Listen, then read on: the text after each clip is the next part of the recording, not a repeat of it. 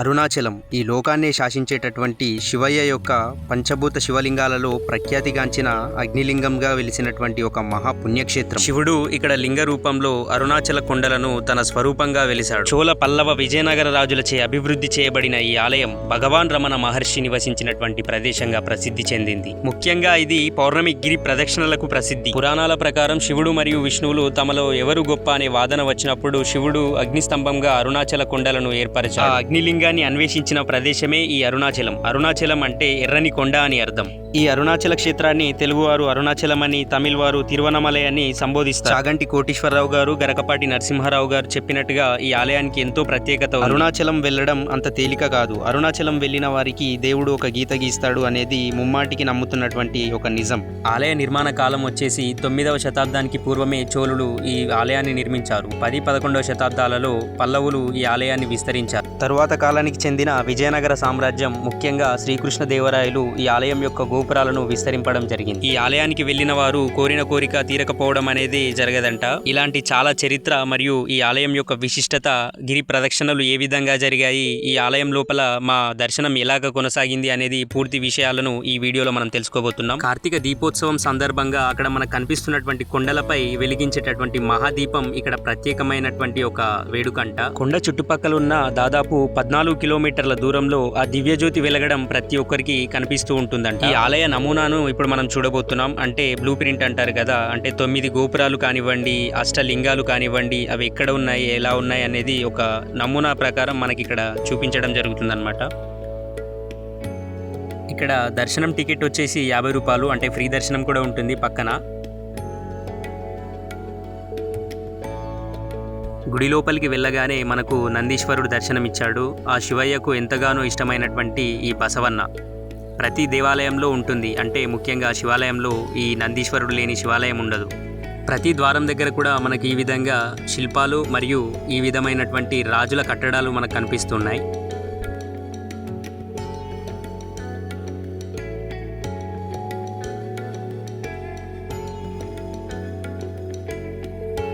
మన ముందు కనిపిస్తోంది కదా గజస్తంభం దగ్గర, అదే మనకు మెయిన్గా ఉన్నటువంటి గర్భగుడి అన్నమాట. అక్కడే పంచభూతలింగాలలో ఒకటైనటువంటి అగ్నిలింగంగా ఆ శివుడు వెలిసాడన్నమాట. ఇక్కడ కనిపిస్తోంది చూడండి, ఆ చెట్టు కింద తెల్లటి పెయింటింగ్తో ఒక రౌండ్గా గీసినటువంటి ఒకది. దాన్ని పైన మనం నిలబడితే మనకు 9 గోపురాలు కనిపిస్తాయి అన్నమాట. చూడండి.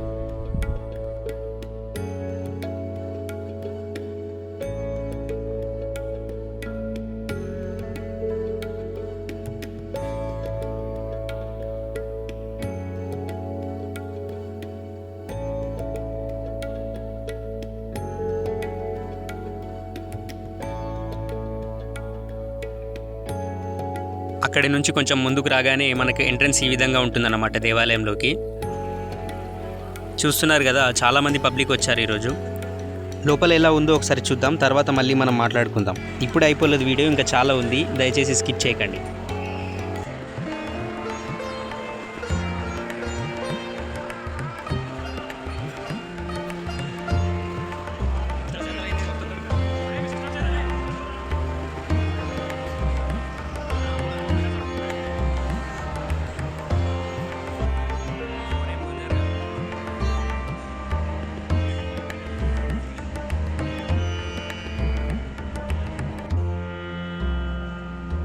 ఇక్కడ నుండి మనకు చాలా రకాలైనటువంటి దేవుళ్ళు కనిపిస్తారనమాట. ముంగడికి వెళ్ళే కొద్దీ చాలా విగ్రహాలు ఉన్నాయి చూడండి.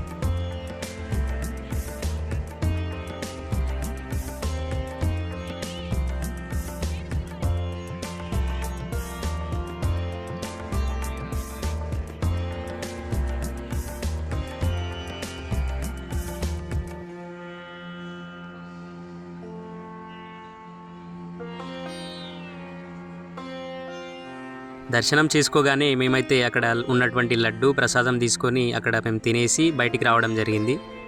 ఇప్పుడే మొదలైంది అసలైన కథ. అంటే గిరి ప్రదక్షిణ ఉంటుంది కదా, 14 కిలోమీటర్లు. మేము అక్కడ దేవుడికి హారతి పెట్టేసి మేము గిరి ప్రదక్షిణకు బయలుదేరామన్నమాట.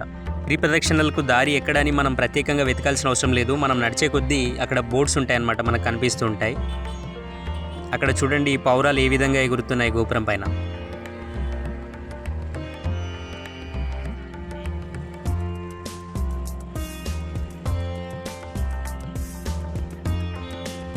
తమిళనాడులో తమిళనాడు వాళ్ళే కాదు, మన తెలుగు వాళ్ళు చాలామంది ఉంటారు. అంటే అక్కడ దర్శనానికి వెళ్తాం మనం, కానీ ఫారినర్స్ చాలామంది ఉన్నారు. ఇందాక మనం చూసాం కదా ఒక కొండ అని, అరుణాచల కొండ. ఆ కొండ చుట్టూరా తిరుగుతామన్నమాట మనం 14 కిలోమీటర్లు.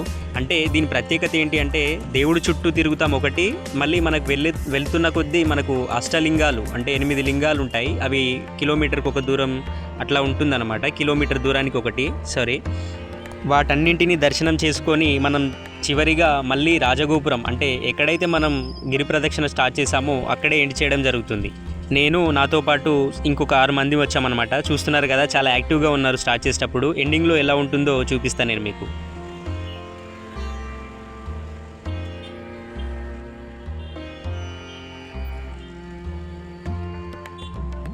ఈ ప్రదక్షిణ చేసేలోపు మనకు చాలా రకాలైనటువంటి ఆశ్రమాలు మరియు అగ్ని తీర్థాలు ఇటువంటివి చాలా కనిపిస్తుంటాయి మనకు. మధ్య మధ్యలో అమ్మవార్ల టెంపుల్లు చాలా ఉన్నాయన్నమాట.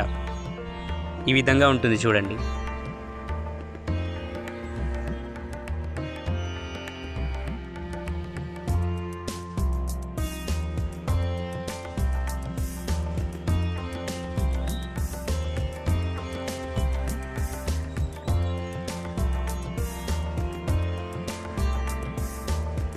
ఇందాక చెప్పాను కదా అమ్మవారి టెంపుల్లు ఉంటాయి చాలా అని, ఇది కూడా అందులో ఒకటి అన్నమాట.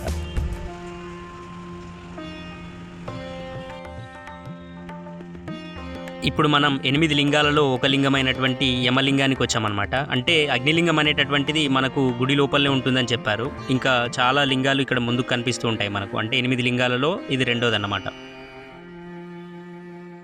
యమలింగం దాటిన తర్వాత 2 కిలోమీటర్ల పైబడి మనం నడిచిన తర్వాత మనకు నైరుతి లింగం వస్తుంది. అంటే దాన్ని పక్కనే పెట్టావు కదా ఇక్కడే ఉందా అని అంటే లేదు, చాలా లెంతీ అవుతుంది వీడియో కాబట్టి నేను దాన్ని కట్ చేసి పెడుతున్నాను అనమాట.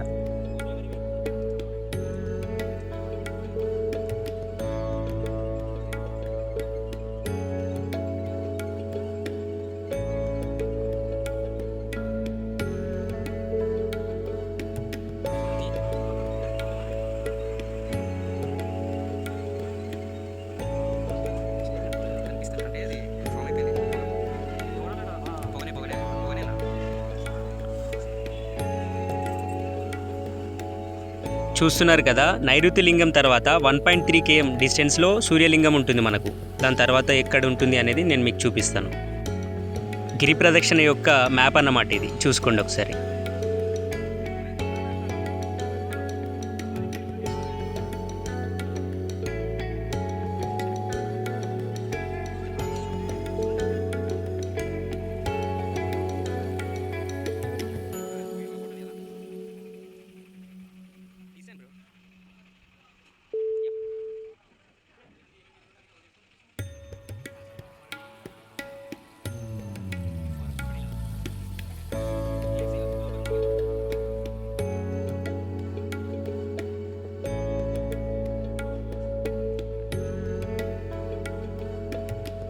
ఇంకా క్లారిటీగా చూపిద్దాం అనుకున్నాను, బట్ అక్కడ ఉన్నటువంటి పూజారులు ఉంటారు కదా, ఇక్కడ వీడియోస్ ఫొటోస్ తీయకూడదని చెప్పారు. సో అందు గురించి ఈ విధంగా అన్నమాట. తర్వాత నేను చెప్పాను కదా ఆశ్రమాలు ఉన్నాయని, సాయిబాబా ఆశ్రమం ఇది. అంటే ఇక్కడ వృద్ధులు అటువంటి వాళ్ళు ఉంటారనమాట, నివసిస్తూ ఉంటారు. ఈ విధంగా నడుస్తూ పోతూ ఉంటే మనకు మధ్యలో మళ్ళా వరుణలింగం వస్తుంది.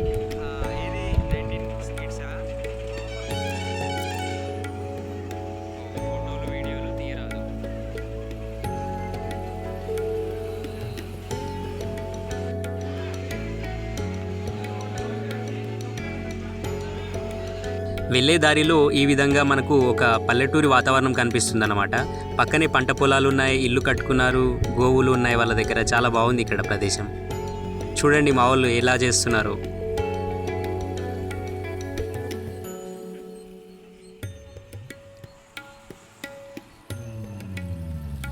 ఇది చాలా పెద్ద టాస్క్ కదా, అంటే ఏం తినకుండా 14 కిలోమీటర్ల గిరి ప్రదక్షిణ చేయడం అనేది. అంటే మా వాళ్ళు కొంచెం తిన్నారనుకో. కనిపిస్తోంది కదా మనకు వాయులింగం.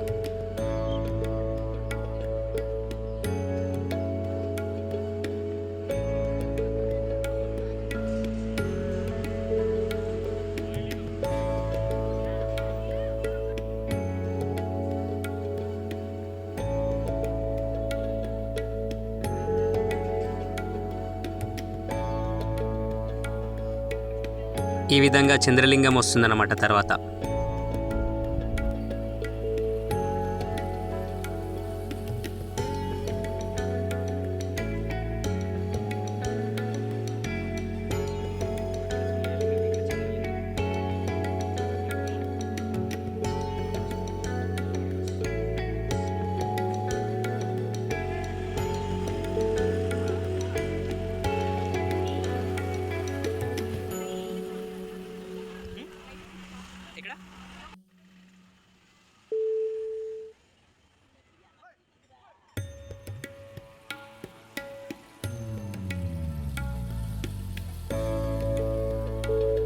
అంత దూరం ఆ రోడ్డు పైన నడిచిన తర్వాత ప్రతి ఒక్కరి పరిస్థితి ఇదే, కాలం చూసుకోవడం తప్ప వేరే ఏం చేయలేం.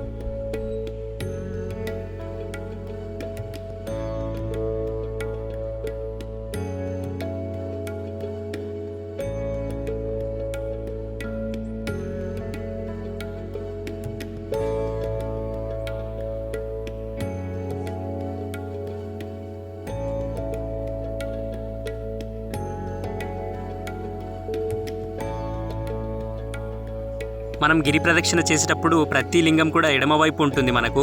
ఈ విధంగా కుడి సైడున ఇదొకటి మనకు కనిపిస్తుంటుంది. ఇదే మోక్షద్వారం అన్నమాట. అంటే ఇందులో నుంచి దాటితే మోక్షం ప్రసాదించుకున్న వాళ్ళం అవుతామంట.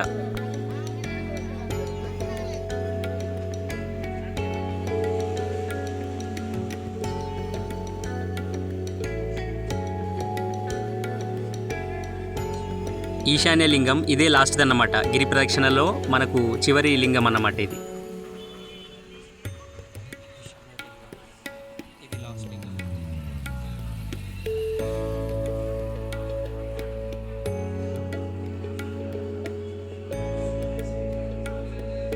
ఈ ప్రదక్షిణ పూర్తి చేయడానికి మాకు దాదాపు 4:30 నుండి 5 గంటల సమయం పట్టింది. తర్వాత మాకు ఎనర్జీ ఏం లేకపోవడంతో మేము రోజ్ మిల్క్ అండ్ అలాగే బాదం మిల్క్ తాగామన్నమాట. చూస్తున్నారు కదా, ఇదే రాజగోపురం.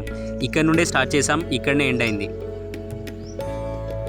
నాతో పాటు 6 వచ్చారని చెప్పాను కదా, ఇక్కడ మేము కేవలం 3 మాత్రమే ఉన్నాం. మిగతా వాళ్ళు మెల్లగా నడుచుకుంటూ వస్తున్నారన్నమాట. వాళ్ళు రాగానే ఈ విధంగా మేము ఇక్కడ టిఫిన్ చేయడం జరిగింది.